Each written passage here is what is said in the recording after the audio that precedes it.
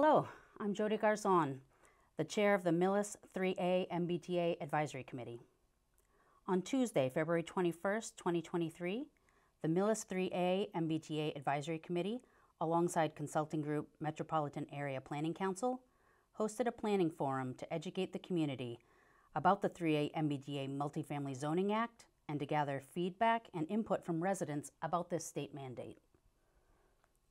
This state law, known as MBTA zoning or 3A zoning, requires that all communities in the Commonwealth of Massachusetts that have or are adjacent to MBTA services, such as subway stations, commuter rail stations, and MBTA bus services, have a zoning district that allows for the building of multifamily residences by right.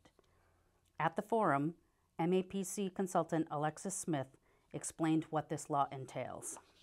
And what the law requires is that in every community served by the MBTA, and that includes communities like yourselves that don't necessarily have a commuter rail station within town but are close enough that they can access it, that counts as being served by the MBTA. Every one of those municipalities must have one area of town where multifamily is allowed by right. Again, this is the requirement for all the MBTA communities in the state, but they have broken all of those municipalities down into different types of cities and towns. What's being required of communities very close in that are served by the T is different from what's being asked of municipalities that are further out, like Millis. Again, multifamily by right, we've said that. And the punchline of all of this is that this multifamily zoning must be adopted at town meeting before the end of 2024. That is the state's deadline. A question the committee often gets asked is, why is the state doing this?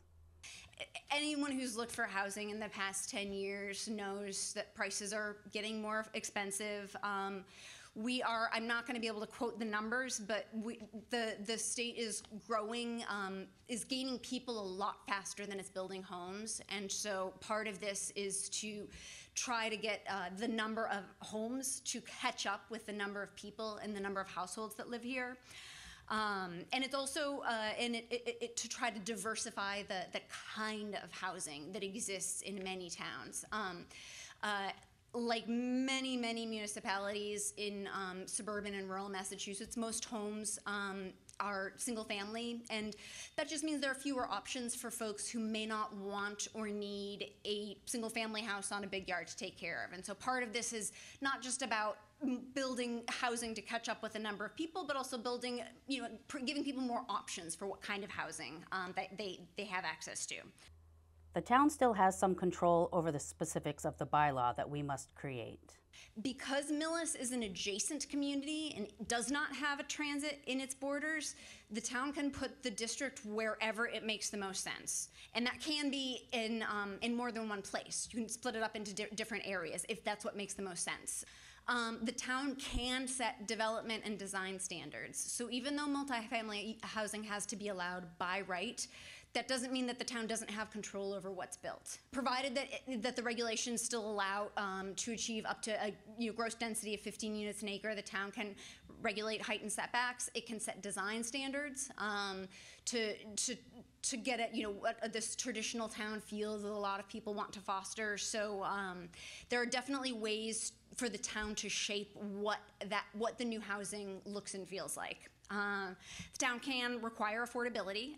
That's something to think about. And again, I've mentioned this already, but create different levels of density to transition out if that's something that is the right solution for the town.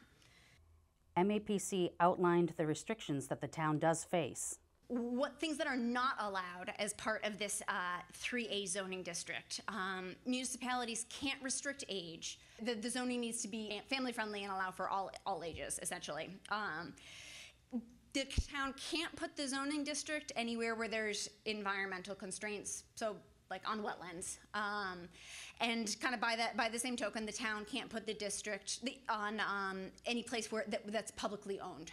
So on town hall or on the library, on schools or whatever else. Again, the idea behind these latter two just being that they want it to be in places where you can something could theoretically actually get built. At the event and in the survey, the committee received strong positive reception to the idea of having mixed-use multifamily housing with ground floor commercial space available in this new zoning district, with support for townhouses also present. In-person and online responses also showed a preference for this zoning district to be located towards the center of town.